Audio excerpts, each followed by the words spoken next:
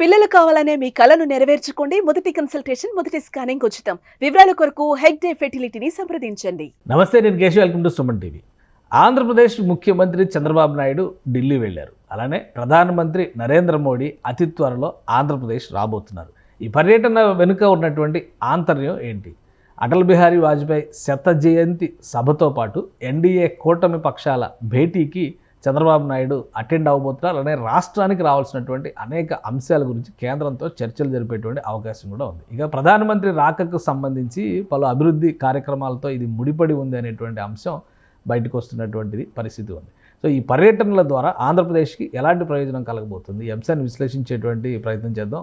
మనతో పాటు చందు శ్రీనివాస్ గారు, పొలిటికల్ అనలిస్ట్ ఉన్నారు. చందు శ్రీనివాస్ గారు నమస్కారం. నమస్కారం. ఇద్దరి భేటీలు అంటే ప్రధానమంత్రి ఇటు రాబోతున్నారు, చంద్రబాబు నాయుడు గారు అటు వెళ్ళారు ఆల్రెడీ. ఈరోజు వరుస భేటీలు ఉన్నాయి. రాష్ట్రానికి సంబంధించి బడ్జెట్ వస్తుంది. ఫిబ్రవరి 1వ తేదీన ఫుల్ బడ్జెట్ పెట్టబోతున్నారు. ఎన్నికలు కంప్లీట్ అయిన తర్వాత ఇది ఫుల్ బడ్జెట్, కొత్త ప్రభుత్వాలు ఏర్పడిన తర్వాత. సో ఎటువంటివి ఎక్స్పెక్ట్ చేయొచ్చు రాష్ట్రానికి సంబంధించినటువంటి హామీలు కానీ ప్రయోజనాల విషయంలో? ముందుగా అజాత శత్రువు, రాజకీయ దురంధరుడు అటల్ బిహారీ వాజ్పేయి గారి జయంతి ఉత్సవాలకి ఈరోజు ఢిల్లీలో జరగటం, దాంట్లో కూడా ముఖ్యమంత్రిగా పాల్గొనటం మనం అందరం చూసాం. కాకపోతే ఇక ఆయనకి అపారమైన అనుభవం ఉంది. అప్పుడు నేషనల్ ఫ్రంట్ లో కీలకమైన పాత్ర పోషించారు. ఈరోజు ఢిల్లీలో ఆయన అనుభవాలను ఉపయోగించి ఆంధ్రప్రదేశ్కి ప్రాజెక్టు విషయంలో కావచ్చు, కేంద్ర ప్రభుత్వ నిధులు కావచ్చు, త్వరితగతిన ఈ 6 మాసాలు మనం చూసాం. గత 5 సంవత్సరాల్లో అంతకుముందు పరిపాలించిన వాళ్ళు చేయలేని పనిని ఇప్పుడు ముఖ్యమంత్రి చంద్రబాబు నాయుడు గారు, ఉప ముఖ్యమంత్రి పవన్ కళ్యాణ్ గారు చేసి చూపిస్తున్నారు. కాబట్టే ఇప్పుడు రాజధానిలో మొత్తం జంగిల్ క్లియరెన్స్ కాడి నుంచి, సిఆర్డీ ఆఫీస్ కాడి నుంచి రైల్ బ్రిడ్జి రాజధాని కనెక్ట్ అవుతుంది, అది శాంక్షన్ అయిపోయింది. నిధులు త్వరితగతిన అందరికి కూడా ఇండస్ట్రీస్ పెట్టుకోవడానికి కూడా ఆఫర్లు ఇస్తున్నారు. తర్వాత అన్నీ కూడా టూరిజం డెవలప్మెంట్కి ఒకవైపు జరుగుతుంది, ఒకవైపు ఇది విదేశాల నుంచి కంపెనీలు తేటానికి లోకేష్ గారు ప్రయత్నం చేస్తున్నారు. ఏదేమైనా కానీ గత 5 సంవత్సరాలు మనం చూడండి, ఈ 6 మాసాలే మనం చూసాం. ఎలా ఇది సాధ్యమైందంటే చంద్రబాబు నాయుడు గారికి ఉన్న అనుభవం, పవన్ కళ్యాణ్ గారికి సెంట్రల్తో ఉన్న ఈ యొక్క రిలేషన్స్ ఇచ్చా మోదీ గారు కూడా ఆంధ్రప్రదేశ్ని తన సొంత రాష్ట్రం.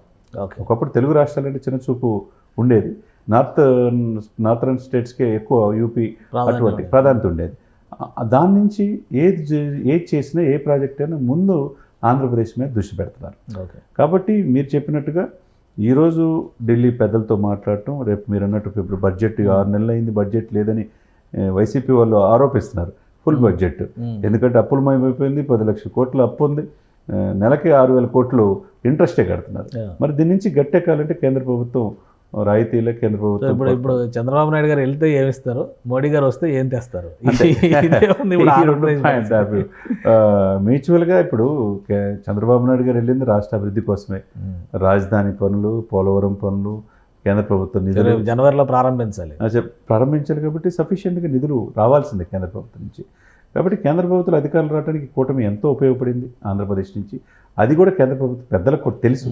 కాబట్టి డెఫినెట్గా ఆంధ్రప్రదేశ్కి ఏం కావాలో ఇచ్చే అవకాశాలు స్పష్టంగా కనపడుతున్నాయి. ఎందుకంటే అడగందే అమ్మాయిన పెట్టదు. కేశవ్ గారు మీరు చెప్పినట్టు ఢిల్లీ ఎన్నిసార్లు వెళ్ళినా కేంద్ర ప్రభుత్వం నుంచి రావాల్సింది తీసుకొని రావాలి. గత 5 సంవత్సరాల్లో మరి కేంద్ర ప్రభుత్వం 20 మంది ఎంపీలని మెడలో ఉంచుతా ఉన్నారు, ఏమి వంచలేకపోయారు. వీళ్ళు మెడలో ఉంచారు, స్పెషల్ స్టేటస్ తేలేకపోయారు, ఏమి తేలేకపోయారు.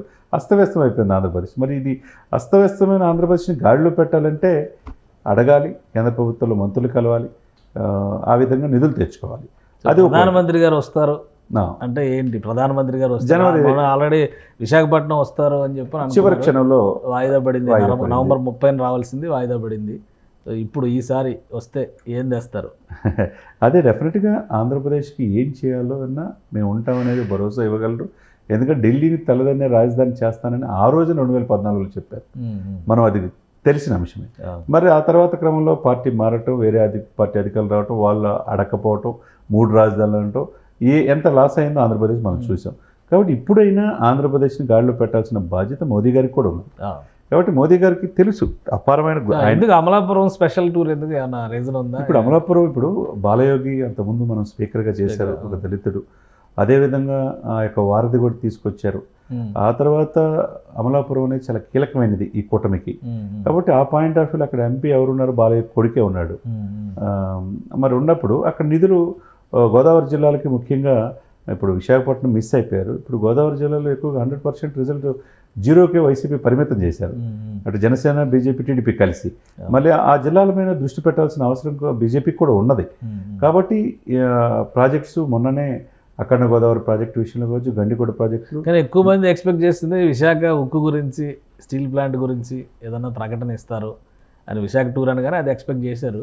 సరే, హైడ్రోజన్ పవర్ ప్లాంట్కి సంబంధించిన శంకుస్థాపన జరుగుతుంది అన్నారు, అది వాయిదా పడింది. ఇప్పుడు ఇక్కడికి వస్తే ఆంధ్రప్రదేశ్ సమస్యలకి సంబంధించి ఒకవేళ బడ్జెట్లో రాజధాని, పోలవరం లాంటి సార్ట్అవుట్ అయినా విశాఖ ఉక్కు లాంటి అంశాలు తెర మీదకి వచ్చి ఒక సొల్యూషన్ వచ్చే దిశగా విపక్షాలు ఇప్పుడు అక్కడ మూవ్మెంట్ చేస్తున్నాయి. దానికి ఏమైనా పరిష్కారం ఇచ్చే డెఫినెట్గా ఇప్పుడు మనం నర్సాపురం ఎంపీ కూడా ఆ శాఖకు సంబంధించి ఉన్నారు, బీజేపీ. తర్వాత పురంధేశ్వరి గారు ఉన్నారు. కానీ డబ్బులు రావట్లేదు కదా. ఇప్పుడు కర్ణాటకలో విశ్వేశ్వరయ్య స్టీల్ ప్లాంట్కి 15,000 కోట్ల రూపాయల ఆర్థిక సాయం ప్రకటించింది. అక్కడ 250 మంది 300 మంది ఉద్యోగులు ఉంటారు. కానీ 20,000 మంది ఉద్యోగులు ఉన్న విశాఖ స్టీల్ ప్లాంట్ ఇన్ని సంవత్సరాల నుంచి పోరాటం చేస్తున్నా ఇంతవరకు స్పందన లేదు. గవర్నమెంట్ రిప్రజెంటేషన్ ఇచ్చింది, ఎంపీలు రిప్రజెంటేషన్ ఇచ్చారు, ముఖ్యమంత్రి ఇచ్చారు. దాని మీద ప్రకటన ఆల్రెడీ పవన్ కళ్యాణ్ గారు వెళ్ళారు, రాష్ట్ర బీజేపీ నాయకులు చెప్తున్నారు. దాని మీద ఒక అడుగు కూడా ముందుకు పడలేదు. మళ్ళీ ఇప్పుడు ఎంప్లాయీస్ అందరూ కూడా ఉద్యమానికి సిద్ధమవుతున్నారు, విపక్షాలు ఏమో దానికి మద్దతు ఇస్తున్న పరిస్థితి ఉంది.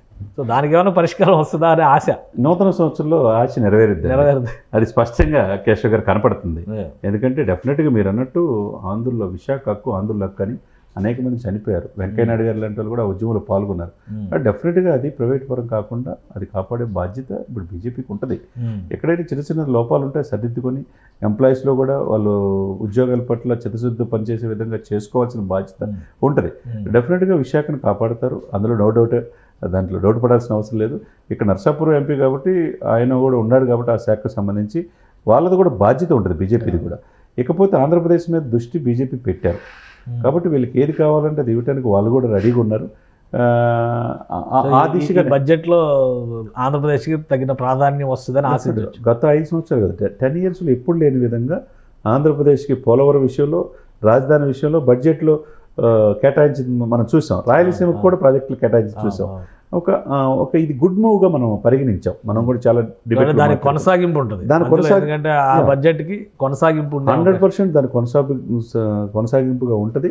రేపు జనవరి కొత్త సంవత్సరంలో, నూతన సంవత్సరం 2025లో జనవరి 8న ఆయన పర్యటన ఆంధ్రప్రదేశ్కి ఒక వరాలు జల్లుగా చాలా ప్రకటిస్తారని మనం ఆశించాం. రైట్. థ్యాంక్ యూ చంద్ర శ్రీనివాస్ గారు. ఇది ఆంధ్రప్రదేశ్ పర్యటనకి ప్రధాని నరేంద్ర మోడీ సిద్ధమవుతున్నారు. మరోవైపు ఢిల్లీలో చంద్రబాబు నాయుడు రాష్ట్ర అవసరాలకు సంబంధించినటువంటి జాబితాను పట్టుకుని కేంద్ర మంత్రివర్గ ప్రతినిధులతో అందరితో కూడా వరుస భేటీలు నిర్వహిస్తున్నారు.